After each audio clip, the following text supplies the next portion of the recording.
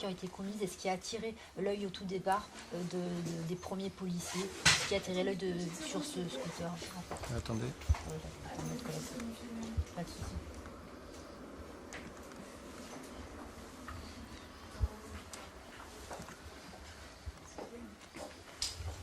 Oui. Bon, je vais essayer de vous synthétiser un petit peu les choses, mais on va attendre que votre collègue soit prête. Vous nous dites si c'est bon pour vous? Oui. C'est bon? Vous pouvez juste nous refaire un petit scénario sur ce qui a attiré l'œil des policiers au tout départ. D'accord. Bon, déjà, donc, hier soir, donc, vers 22h30, sur le pont dit de Catane, donc, un accident donc, a eu lieu entre un bus et un scooter sur lequel se trouvaient deux personnes. Le scooter a été coincé entre le bus et le parapet du pont. Et les deux jeunes qui étaient sur ce scooter, un jeune de 17 ans et un jeune de 19 ans, ont trouvé la mort donc, dans cet accident. Il se trouve que ce scooter avait été repéré, et ses passagers avaient été repérés quelques dizaines de minutes plus tôt par plusieurs véhicules de police qui avaient eu leur attention attirée par le fait que ce scooter circulait de nuit, sans feu, sans plaque d'immatriculation, donc il était, comme disent les policiers, déplaqué. Que les passagers étaient en plus sans casque. Donc ils ont demandé à ce scooter de s'arrêter, ce qu'il n'a pas fait, et ils l'ont suivi parce qu'ils faisaient tout simplement leur travail. Ils le suivaient à distance, donc ils ne l'ont pas collé, et surtout il n'y a pas eu de choc entre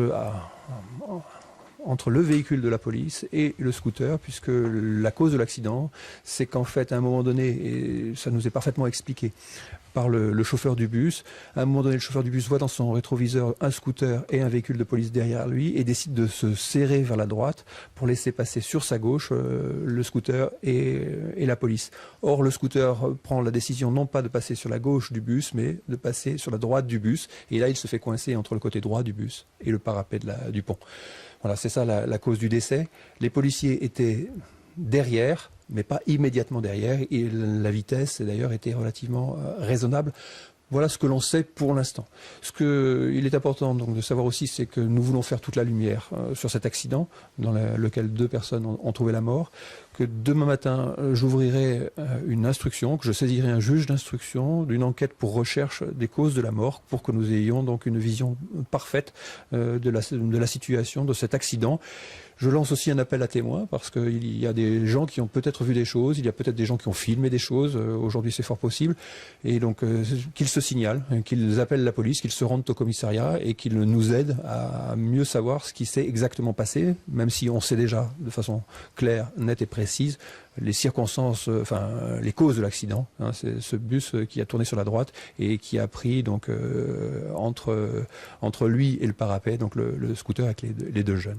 Donc aujourd'hui, vous faites bien le lien avec les tensions, les échauffourées survenues quelques heures plus tard dans le quartier Mistral. Alors cet accident a eu lieu à proximité du quartier Mistral. Les jeunes sortaient, donc, enfin, sont issus de ce quartier. Le scooter qui a été suivi par les policiers sortait de ce quartier.